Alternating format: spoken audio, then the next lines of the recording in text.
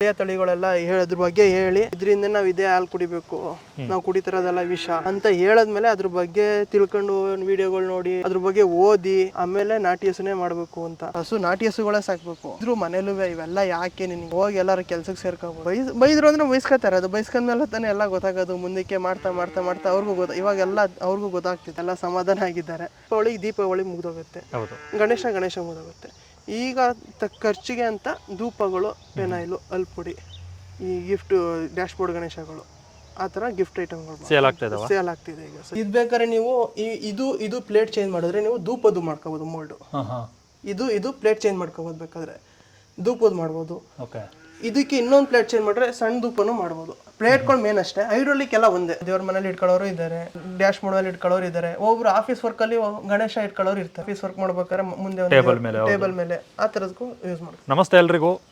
ನಾವಿವತ್ತು ಬಂದಿದ್ದೀವಿ ಶ್ರೀರಂಗಪಟ್ಟಣದ ಗಂಜಾಮ್ ಅನ್ನೋ ಒಂದು ಊರಿಗೆ. ಈ ಊರಿನಲ್ಲಿ ಒಬ್ಬ ಯುವಕ ಅಂತಂದರೆ ಒಂದು 25-26 ವರ್ಷ ಇರ್ಬೋದು. ಸೆಕೆಂಡ್ PUC ಮಾಡಿದ್ದಾರೆ. ಅವರು ಬೆಂಗಳೂರಿಗೆ ಹೋಗದೆ ತನ್ನ ಜೀವನನ ನಾನು ಹುಟ್ಟೂರಲ್ಲೇ ಬದುಕು ತೋರಿಸ್ತೀನಿ, ಇಲ್ಲೇ ನಾನು ಕಟ್ಕೋಬೇಕು ಅಂತೇಳಿ ಇದೇ ಊರಿನಲ್ಲಿ 2 ಹಸುಗಳು ಇಟ್ಕೊಂಡು, ಕೇವಲ 2 ಹಸುಗಳನ್ನ ಇಟ್ಕೊಂಡು ಅದರಿಂದ ಗೋಮಯದಿಂದ ಏನೇನು ಮಾಡ್ಬೋದು ಅದನ್ನೆಲ್ಲ ಮಾಡಿಕೊಂಡು 2 ವರ್ಷದಿಂದ, ಏನು ಅವ್ರು ಇವಾಗಲೇ ಮಾಡ್ತಾಯಿಲ್ಲ, 2 ವರ್ಷದಿಂದ ಅದನ್ನು ಕಲ್ತ್ಕೊಬಂದು ಇವಾಗ ಅವರು ಒಂದು ಮಟ್ಟಕ್ಕೆ ಮಾಡ್ತಾಯಿದ್ದಾರೆ.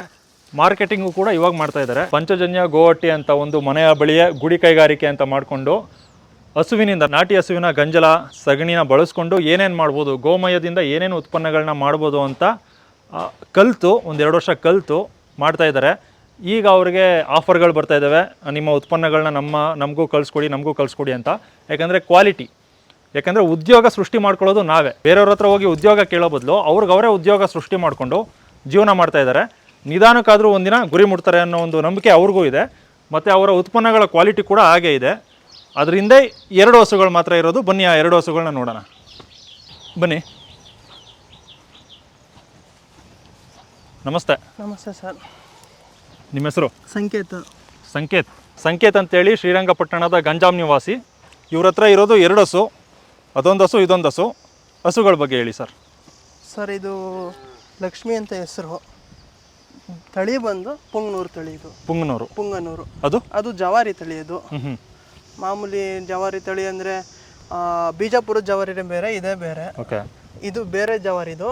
ಅಂದರೆ ನಿಮಗೆ ಮಲೆನಾಡಿಗೆ ಒಂದು ಅನಾದಿ ಕಾಲದಲ್ಲಿ ಒಂದು 200-300 ವರ್ಷದಿಂದ ಈ ಹಸುಗಳು ಸಾಕೊಂಡಿರ್ತಾರಲ್ಲ, ಅಂದರೆ ಗುಂಪಲ್ಲಿ ಹಸು ಸಾಕ ಹೋಗ್ತಾರಲ್ಲ ಅಂಥವ್ರು ಇದು ಅಮೃತ್ ಮಹಲ್ ಮತ್ತು ಮಲೆನಾಡು ಗಿಡ್ಡ ಅವಾಗ ಅದು ಕ್ರಾಸ್ ಆಗಿ ಆ ಥರ ಹುಟ್ಟಿರೋದು ಜವಾರಿ ಅಂತ ಅದು ಕಟ್ಕೊಂಡಿರೋ ಆ ಜನಗಳು ಕಟ್ಕೊಂಡಿರೋದು. ಅದು ಜವಾರಿ ತಳಿ. ಇದು ಪುಂಗನೂರು. ಇದು ಪುಂಗನೂರು. ಎಷ್ಟು ವರ್ಷಗಳಿಂದ ಸಾಕ್ತಾ ಇದ್ದೀರಿ ಹಸುಗಳನ್ನ? ಸರ್, ಇದು ನಂದು ಮನೇಲೇ ಹುಟ್ಟಿರೋದು. ಇದು ಪುಂಗನೂರು. ಎಷ್ಟು ವರ್ಷದಿಂದ ಇದೆ ಇದು? ಇದಕ್ಕೆ 2 ವರ್ಷ ಈಗ. ಅದಕ್ಕೆ 3 ವರ್ಷ. ಅದಕ್ಕೆ ಇದ್ರದ್ದು ಅಮ್ಮ ಯಾರೋ ಕೇಳಿದ್ರು, ದೇವಸ್ಥಾನಕ್ಕೆ ಬೇಕೇ ಬೇಕು ಅಂತ ಕೇಳಿದ್ರು. ಅವ್ರಿಗೆ ಕೊಟ್ಟು ಕರು ಮಡಿಕೊಂಡು, ಹಾಲೆಲ್ಲ ಕುಡ್ಸಾದ್ಮೇಲೆ ಕೊಡ್ತೀವಿ ಅಂತೇಳಿ ಕರು ಮಡಿಕೊಂಡು ಅಮ್ಮನ ಕೊಟ್ಟು. ಇನ್ನೂ ಒಂದು ಹಸು ಇದೆ ನನಗೆ. ಯಾರೋ ನನಗೆ ಹಸು ಮಗುಗೆ ಹಾಲಿಗೆ ಬೇಕು, ಮಲೆನಾಡು ಗಿಡ್ಡ ಇತ್ತು ಇನ್ನೊಂದು, ಮಗುಗೆ ಹಾಲಿಗೆ ಬೇಕು ಅಂತಂದ್ರು, ಅವ್ರಿಗೆ ಕೊಟ್ಟಿದ್ದೀವಿ. ಅಂದರೆ ವಾಪಸ್ ಕೊಡ್ತಾರೆ ಹಾಲೆಲ್ಲ. ಅಂದರೆ ಮುಗಿದ್ಮೇಲೆ ಮತ್ತೆ ತೆನೆ ಆದಮೇಲೆ ಹಸುಗಳು ಪ್ರೆಗ್ನೆಂಟ್ ಆದಮೇಲೆ ಹಸು ವಾಪಸ್ ಕೊಡ್ತಾರೆ. ಹಾಲ್ಗಾಗಿ ಈಗ ಕೊಟ್ಟಿದ್ದೀರಾ? ಹೌದು ಸರ್. Okay sir. ಎಷ್ಟು ವರ್ಷದಿಂದ ಮಾಡ್ತಾ ಇದ್ದೀರಾ? ಮತ್ತು ಈ ಒಂದು ಉದ್ಯೋಗ ಮಾಡಬೇಕು ಅಂತ ನಿಮ್ಗೆ ಯಾಕೆ ಅನ್ನಿಸ್ತು? ಸರ್, ನನಗೆ ಅಂದರೆ ಹಸುಗಳ ಸಗಣಿಯಿಂದ ಕೂಡ ನಾವು ಉತ್ಪನ್ನಗಳನ್ನ ತಯಾರಿಸ್ಬೋದು ಅಂತ ಯಾವಾಗಿನ ಗೊತ್ತಾಯ್ತು? ಹಸುಗಳ ಸಗಣಿಯಿಂದ ತಯಾರಿಸ್ಬೋದು ಅಂತ ಗೊತ್ತಾಗಿದ್ದೆ ನನಗೆ 4 ವರ್ಷದಿಂದ. 4-3 ವರ್ಷ. ಅಂದರೆ ನಾಟಿ ಹಸು ಸಾಕಬೇಕು ಅಂತ ಆಸೆ. ಮೊದಲು ನಮ್ಮ ಅಪ್ಪ ಅವರನ್ನೆಲ್ಲ ಸೀಮೆ ಹಸುಗಳು ಸಾಕ್ತಿದ್ದು. ನಮ್ಮ ತಂದೆಯವರೆಲ್ಲ ನಮ್ಮ ಕುಲ್ಕ ಹಸು ಬಂದೆ ಹಸು ಸಾಕೋದು, ಉಳುಮೆ ಮಾಡೋದು. ನಮ್ಮ ತಂದೆಯವ್ರು ಉಳುಮೆ ಮಾಡ್ತಿರೋ, ಅದು ಬಿಟ್ಬಿಟ್ರು, ಸೀಮೆ ಹಸು ಸಾಕೊಳ್ಳೋಕೆ ಶುರು ಮಾಡಿದ್ರು. ನನಗೆ ನಾಟಿ ಹಸು ಇಂಟ್ರೆಸ್ಟ್ ಬರಬೇಕು ಅಂತ ಹೇಳಿದ್ದು ನಮ್ಮ ಅಣ್ಣ ಮನೋಣ ಅವರೇ. ಅವರು ಹೇಳಿ ಇದ್ರ ಬಗ್ಗೆ ಹೇಳಿ A2 ಮಿಲ್ಕ್ ಅಂತೇಳಿ, ನಂಗೆ A2 ಮಿಲ್ಕೋ A1 ಮಿಲ್ಕೋ ಏನೂ ಗೊತ್ತಿರಲಿಲ್ಲ. ಅವರು ಹೇಳಿ ನನಗೆ ಈ ಥರ ನಮ್ಮದು ಸ್ಥಳೀಯ ತಳಿಗಳೆಲ್ಲ ಅದ್ರ ಬಗ್ಗೆ ಹೇಳಿ ಇದರಿಂದ ನಾವು ಇದೇ ಹಾಲು ಕುಡಿಬೇಕು, ನಾವು ಕುಡಿತಿರೋದೆಲ್ಲ ವಿಷ ಅಂತ ಹೇಳದ್ಮೇಲೆ ಅದ್ರ ಬಗ್ಗೆ ತಿಳ್ಕೊಂಡು ವಿಡಿಯೋಗಳು ನೋಡಿ ಅದ್ರ ಬಗ್ಗೆ ಓದಿ ಆಮೇಲೆ ನಾಟಿ ಹಸುನೇ ಮಾಡಬೇಕು ಅಂತ. ಆಮೇಲೆ ಇನ್ನೊಂದೇನು ಅಂದರೆ ನಮ್ಮ ಕುಲ್ಕಸು ಬಂದು ಹಸು ಸಾಕೋದು ಭೂಮಿ ಪುತ್ರರು ನಾವು. ಬೆಳೆ ಬೆಳೆಯೋದು ಇಲ್ಲ ಹಸು ಸಾಕೋದು ನಾವು ಅದನ್ನೇ ಮಾಡಬೇಕು. ಇವಾಗ ನಮ್ಮ ಫ್ಯಾಮಿಲಿಲೇ ಯಾರೂ ಹಸು ಸಾಕ್ತಿಲ್ಲ, ಯಾರು ಇದು ಭೂಮಿನೂ ನೋಡ್ಕೊತಲ್ಲ, ಕೃಷಿನೂ ಮಾಡ್ತಲ್ಲ. ಹಸು ನೋಡ್ಕೊತಾರೆ ಅಂದರೆ ನಮ್ಮ ಫ್ಯಾಮಿಲಿ ನಾನು ಒಬ್ಬನೇ. ಇವಾಗ ನಾನು ಹೊಂಟಾಗ್ಬಿಟ್ರೆ ನಮ್ಮ ಕುಲ್ ಕಸುಬನೇ ನಿಂತೋಗುತ್ತೆ. ಓಕೆ, ಕುಲ್ ಕಸುಬು ನಿಂತಂದ್ರೆ ಮಾಡೋರು ಯಾರು? ಮನೇಲಿ ಒಬ್ಬನಾರ ಇರಬೇಕಲ್ವ. ಅವಾಗ ಹಿರಿಕರೆಲ್ಲ ಕುಸ್ತಿಗೊಬ್ಬ ಅಂತ ಮಾಡೋರು, ಆಮೇಲೆ ಇನ್ನೊಬ್ಬನ್ನ ಕೃಷಿಗೆ ಅಂತ ಮಾಡ್ಕೊಳ್ಳೋರು, ಇನ್ನೊಬ್ಬನು ಸೈನಿಕ ಅಂತ ಮಾಡೋರು. ಈಗ ಒಂದೊಂದು ಮಾಡ್ಕೊಬಿಟ್ಟವ್ರೆಲ್ಲ. ಕೃಷಿಕನೂ ಇಲ್ಲ, ಎಲ್ಲ ಅದರಲ್ಲೇ ಆಗಬೇಕು. ಅವನು ಇವಾಗ ಹೆಣ್ಣು ಕೇಳೋರು, ಅವನು ಭೂಮಿನೂ ಇರ್ಬೇಕಂತೆ, ಕೆಲಸನೂ ಇರ್ಬೇಕಂತೆ, ಮನೆನೂ ಇರ್ಬೇಕಂತೆ, ಎಲ್ಲ ಹೆಂಗಾಗುತ್ತೆ? ಅವಾಗ ಎಲ್ಲ ಒಬ್ರಿದ್ರು ಒಂದೊಂದು ಥರ ಕೇಳೋರು. ಈಗ ಒಬ್ಬನಲ್ಲೇ ಎಲ್ಲ ಕೇಳೋರು ಆಗಲ್ಲ. ನಾವು ಅಂದರೆ ಏನು ಅಂದರೆ ನಾನು ಕೃಷಿ ಮಾಡಬೇಕು, ಹಸು ನಾಟಿ ಹಸುಗಳೇ ಸಾಕಬೇಕು, ಪಣ ತೊಟ್ಟಿ ಬೈದ್ರು ಮನೇಲೂ ಇವೆಲ್ಲ ಯಾಕೆ ನಿನಗೆ, ಹೋಗಿ ಎಲ್ಲರೂ ಕೆಲ್ಸಕ್ಕೆ ಸೇರ್ಕೋಬೋದು. ಬೈದ್ರು ಅಂದರೆ ಬೈಸ್ಕೊತಾರೆ. ಅದು ಬೈಸ್ಕೊಂಡ್ಮೇಲೆ ತಾನೇ ಎಲ್ಲ ಗೊತ್ತಾಗೋದು. ಮುಂದಕ್ಕೆ ಮಾಡ್ತಾ ಮಾಡ್ತಾ ಮಾಡ್ತಾ ಅವ್ರಿಗೂ ಇವಾಗೆಲ್ಲ ಅವ್ರಿಗೂ ಗೊತ್ತಾಗ್ತಿದೆ. ಈಗೆಲ್ಲ ಸಮಾಧಾನ ಆಗಿದ್ದಾರೆ ಮನೇಲೆಲ್ಲ, ಎಲ್ಲ ಮಾಡ್ತಾ ಇದ್ದಾನೆ. ಈಗೆಲ್ಲ ಒಂದು ಸ್ವಲ್ಪ ಕ್ಲಿಕ್ ಆಗ್ತಿದೆ. ಎಷ್ಟು ವರ್ಷಗಳಿಂದ ಮಾಡ್ತಾ ಇದ್ದೀರಾ? ನಾನು ಬಂದು ನಾಟಿ ಹಸು ಸಾಕಕ್ಕೆ ಬಂದು 3 ವರ್ಷ 4 ವರ್ಷದಿಂದ ನಾಟಿ ಹಸು ಸಾಕ್ತಿರೋದು. ಗೋಮಯದಿಂದ ಮಾಡ್ತಿರೋದು 2 ವರ್ಷ, ಉತ್ಪನ್ನಗಳು ಮಾಡ್ತಿರೋದು 2 ವರ್ಷದಿಂದ. ಈಗ ಸ್ಟಾರ್ಟಿಂಗ್ 2 ವರ್ಷದಿಂದ ತಯಾರು ಮಾಡಿದ್ರಲ್ಲ, ಸ್ಟಾರ್ಟಿಂಗ್ ಅದರಲ್ಲಿ ತಪ್ಪುಗಳು ಸುಮಾರು ತಪ್ಪುಗಳದು. ಫಸ್ಟು ಮಾಡಿದಾಗ ಸಕ್ಸಸ್ ಆಗೋಯ್ತು. ಮೊದಲನೇ ಸರಿ ಮಾಡಿದಾಗ ಹಿಂಗೆ ಇರುತ್ತೆ, ಕಲ್ತ್ಕೊಬಿಟ್ಟೆ ನಾನು ಅಂತ ಅನ್ಕೊಳ್ಳೋದ್ರೆ ನೆಕ್ಸ್ಟ್ ಸಾರಿಗೆ ಮಳೆ ಶುರು ಆಗುತ್ತೆ, ಅದು ಫಂಗಸ್ ಬರುತ್ತೆ, ಹುಳ ಬರುತ್ತೆ ಅನ್ನೋದೇ ಗೊತ್ತಿಲ್ಲ. ಮೊದಲನೇ ಸರಿ ಸಕ್ಸಸ್ ಅಂದಷ್ಟೇ ಆಗೋಯ್ತದೆ ಅನ್ನಂಗೆ ಆಗೋಯ್ತು. ಹುಳ ಬರುತ್ತೆ, ಫಂಗಸ್ ಬರುತ್ತೆ, ಒಂದೊಂದ್ಸರಿ ತೆಳ್ಳೆ ಆಗ್ಬಿಟ್ರಂತೂ ಸಗಣಿ ಮಿಕ್ಸಿಂಗ್ ಮಾಡಬೇಕಾದ್ರೆ ಒಂದು ಸ್ವಲ್ಪ ತೆಳು ಆಗ್ಬಿಟ್ರೆ ಬರೋದೇ ಇಲ್ಲ. ಗಣೇಶಲ್ಲಿ ಹಿಂಗೆ ಕುಕ್ಕೋಗ್ಬಿಡೋದು, ಹಿಂಗಿರುತ್ತಾರಲ್ಲ ಹಿಂಗೆ ಆಗ್ಬಿಡ್ತು. ನಾನು ಇದನ್ನು ಮೊದಲನೇ ಸರಿ ಮಾಡಿದೆ. ಈಗಿನ ಅದನ್ನ ಕಲಿತಾ 2 ವರ್ಷ ಬೇಕಾಯ್ತು. ಇನ್ನೂ ಕಲಿತಾ ಇದ್ದೀನಿ, ಆದರೆ ಒಂದು ಸ್ವಲ್ಪ ತಕ್ಕ ಮಟ್ಟಿಗೆ ಮಾಡ್ತಾ ಇದ್ದೀನಿ. ಈಗ ನಿಮ್ಮ ಉತ್ಪನ್ನಗಳಿಗೆ ಹೊರಗಡೆನೂ ಬೇಡಿಕೆ ಇದೆ, ಕೇಳ್ತಾ ಇದ್ದಾರೆ. ಹೋದ ವರ್ಷ ಒಂದು 100 ಗಣೇಶ ಮಾರಾಟ ಮಾಡಿದೆ. ಅಂದರೆ ಅವಾಗ ಕಲ್ತಿದ್ದೆ, ಒಂದಷ್ಟು ಮಾಡಿದ್ದೆ. 100ರಲ್ಲಿ ಒಂದು 200 ಮಾಡಿದ್ದೆ, ಅದರಲ್ಲಿ ಒಂದು 100 ಫೇಲ್ಯೂರ್ ಆಗಿ ಒಂದು 100 ಉಳ್ಕತ್ತು, ಒಂದು 100 ಮಾರಾಟ ಮಾಡಿದ್ದೆ.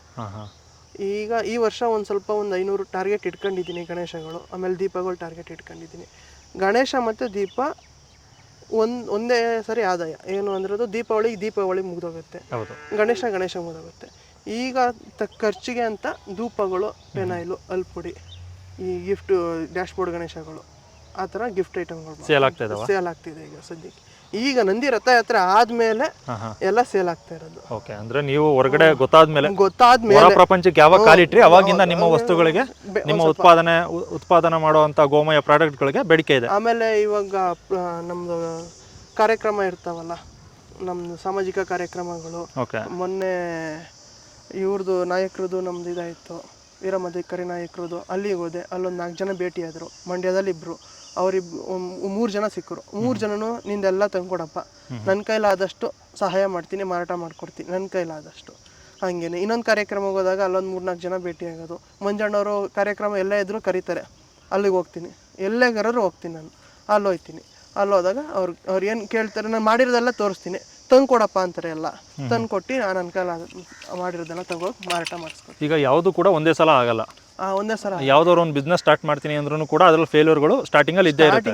ಈಗ ನಿಮ್ಗೆ ಇದ್ರಲ್ಲಿ ಸ್ಟಾರ್ಟಿಂಗ್ ಅಲ್ಲಿ ಫೇಲ್ಯೂರ್ ಆಯ್ತಲ್ವಾ, ಮನೇಲಿ ಏನು ಅನ್ಲಿಲ್ವಾ ಬೆಂಗಳೂರಿಗೆ ಹೋಗಿ ಯಾವ್ದಾದ್ರು ಒಂದು ಕೆಲಸ ನೋಡ್ಕೋಗು ಅಂತ? ಒಂದಲ್ಲ ಸರ್, 3 ಸಾರಿ 4-5 ವರ್ಷದಿಂದನೂ ಬೈತಾ ಇದ್ದಾರೆ, ಇದೆಲ್ಲ ಯಾಕೆ ಬಿಟ್ಬಿಡು, ಸುಮ್ಮನೆ ಇವೆಲ್ಲ ಮಾಡಿದ್ರೆ ಆಗೋದಿಲ್ಲ ಅಂದರೆ ಫೇಲ್ಯೂರ್. ಹಂಗೆ ಹೇಳ್ತೀನಿ ನಾನು. ಆ KFC ಓನರು ಕೂಡ 66 ವರ್ಷ ಆದಮೇಲೆ ಸಕ್ಸಸ್ ಆಗಿದ್ದು, ಬಿಲ್ಡ್ ಆಗಿದ್ದು. ಸಕ್ಸಸ್ ಅನ್ನೋದು 1 ವರ್ಷಕ್ಕಲ್ಲ, ಯಾವಾಗಾರು ಆಗ್ಬೋದು, ವಯಸ್ಸಾದ್ಮೇಲೂ ಆಗ್ಬೋದು, ಈಗಲೂ ಆಗ್ಬೋದು, ತಕ್ಷಣಕ್ಕೂ ಆಗ್ಬೋದು. ಸಕ್ಸಸ್ ಅನ್ನೋದು ಹೆಂಗೆ ಸಿಗುತ್ತೆ? ಖುಷಿ ಅನ್ನೋದೇ ಸಕ್ಸಸ್ಸು, ನೆಮ್ಮದಿಯಾಗಿರೋದೇ ಸಕ್ಸಸ್ ಅಂತ ನಮ್ದು ಅಷ್ಟೇ. ಈಗ ನೆಮ್ಮದಿಯಾಗಿದ್ದೀವಿ ಸರ್. ಓಕೆ, ಈ ಒಂದು ಕೆಲಸ ಮಾಡೋರಿಗೆ ತುಂಬ ಪ್ರಾಮುಖ್ಯತೆ ಕೊಡಬೇಕು, ಒತ್ತು ಕೊಡಬೇಕು ಈ ಕೆಲಸ ಮಾಡೋದಕ್ಕೆ. ಯಾಕೆ ಅಂತಂದರೆ ಹಸುಗಳು ಜೀವನ ಮಾಡ್ತವೆ, ಚೆನ್ನಾಗಿ ಜೀವನ ಮಾಡ್ತವೆ. ಇವಾಗ ನೀವೇ ಬಂದ್ರಲ್ಲಿ ಹೆಂಗೆ ಅನ್ನಿಸ್ತು ಹಸು ನೋಡಿ ಮುಟ್ಟಿ ಮಾತ್ರ? ತುಂಬ ಚೆನ್ನಾಗಿದೆ. ಪುಂಗನೂರು ಅಲ್ಲ ಇದು? ಹೌದು ಸರ್. ಓಕೆ, ಇದು ಹೈಟ್ ಇಷ್ಟೇ ಆಗೋದು? ಹಾಂ ಸರ್, ಇಷ್ಟೇ. ಏನಮ್ಮ, ಏನು ಹೆಸರು ಇದ್ರದ್ದು? ಲಕ್ಷ್ಮಿ. ಅದ್ರದ್ದು? ಅವಳು ಮಂಗ್ಳಿ. ಈಗ ನಿಮಗೆ ಈ ಹಸು ಇಡುತ್ತಲ್ಲ, ಸಗಣಿ ಮತ್ತು ಗಂಜಲ ಸಾಕಾ ಸರ್? ಈಗ ಸದ್ಯಕ್ಕೆ ಈ ಸಾಕಾಗ್ತದೆ. ಬೇಕು ಅಂದಾಗ ನಾನು ಹೊರಗಡೆಯಿಂದನೂ ತರಿಸ್ಕೊಳ್ತೀನಿ. ಅಂದರೆ ಗೋಶಾಲೆಗಳಲ್ಲಿ ಹಾಂ ಹಾಂ ಅವ್ರಿಗೆ ಹೇಳ್ತೀನಿ, ಅವ್ರು ಎತ್ತಿಟ್ಟಿರ್ತಾರೆ, ಒಣಗಿಸಿಟ್ಟಿರ್ತಾರೆ. ಅವಾಗ ತಗೊಂಡು ನನಗೆ ಬೇಕಾದಾಗ ಓಕೆ ಇದು ಸಾಕಾಗಲಿಲ್ಲ ಅಂದಾಗ ತರಿಸ್ಕೊಳ್ತೀನಿ ನಾನು. ಸರಿ, ಹಾಗಾದರೆ ಈಗ ನೀವು ಈ ಒಂದು ಕೆಲಸ ಮಾಡ್ತಾ ಇದ್ದೀರಾ, ಇದಕ್ಕೆ ಎಷ್ಟು ದುಡ್ಡು ಬೇಕಾಗುತ್ತೆ? ಅಕಸ್ಮಾತ್ ನಿಮ್ಮ ಥರನೇ ಯಾರಿಗೋ ಬೇರೆಯವ್ರಿಗೆ ಇಂಟ್ರೆಸ್ಟ್ ಇರುತ್ತೆ ಹೌದು. ಈ ಒಂದು ಬೈ ಪ್ರಾಡಕ್ಟ್ಗಳು ಮಾಡಬೇಕು ಸಗಣಿಯಿಂದ ಅಂತ, ಹೌದು ಎಷ್ಟು ಖರ್ಚಾಗುತ್ತೆ ಇದನ್ನೆಲ್ಲ ಮಾಡೋದಕ್ಕೆ? ಬಂಡವಾಳ ಎಷ್ಟೆಷ್ಟು ಬೇಕಾಗುತ್ತೆ? ಸರ್ ಜಾಸ್ತಿ ಏನು ಬೇಕಾಗೋದಿಲ್ಲ. ಫಸ್ಟು ಕಲಿಬೇಕು ಅಂದಾಗ 300 ರೂಪಾಯಿ ಧೂಪದ ಮೊಳ್ಳು ಸಿಗುತ್ತೆ, 300-350 ರೂಪಾಯಿಗೆಲ್ಲ ಧೂಪದ ಮೊಳ್ಳು ಸಿಗುತ್ತೆ. ಗಣೇಶ ಮೊಳ್ಳೆಲ್ಲ 1200, 3000, 4000 ಗಣೇಶ ಮೊಳ್ಳು. ಚಿಕ್ಕದು ಮಾಡ್ತೀನಿ ಅಂದರೆ 1000. ಮ್ಯಾಕ್ಸಿಮಮ್ ಅಂದರೆ ನಿಮಗೆಲ್ಲ ಒಂದು 10-15 ಸಾವಿರದಲ್ಲಿ ಫಸ್ಟ್ ಇನ್ವೆಸ್ಟ್ಮೆಂಟ್ ಅಷ್ಟೇ. 15,000 ಇನ್ವೆಸ್ಟ್ಮೆಂಟು, ಒಂದೊಂದು 15,000 ಅಂದರೆ ಮೋಲ್ಡ್ಗಳಿಗೆ ನಾನು ಹೇಳ್ತೀನಿ. ಮೋಲ್ಡ್ಗಳಿಗೆ ಸಗಣಿ ಹೆಂಗಿದ್ರು ಮನೇಲಿ ಇರುತ್ತೆ. ಹಸು ಬೇಕು. ಹಸು ಬೇಕು. ಅಕಸ್ಮಾತ್ ಹಸುನೇ ಇಲ್ಲ ಅಂದರೆ ಹಸುನೇ ಇಲ್ಲ ಅಂದ್ರೆ ಗೋಶಾಲೆಗಳಿಂದ ಬರ್ಬೋದಲ್ವಾ? ಗೋಶಾಲೆಗಳಲ್ಲಿ ಹೇಳಿದ್ರೆ ಕೊಡ್ತಾರೆ, ಅವರು ಫ್ರೀಯಾಗಿ ಕೊಡ್ತಾರೆ. ಫ್ರೀಯಾಗಿ ಕೊಡಲ್ಲ ಗೋಶಾಲೆಗಳು ಸರ್, ಫ್ರೀಯಾಗಿ ಕೊಡ್ತಾರೆ. ಇಲ್ಲ, ಕೆಲವೊಂದು ಗೋಶಾಲೆಗಳು ಫ್ರೀಯಾಗಿ ಕೊಡ್ತಾರೆ, ಕೇಳಿದ್ದೀನಿ.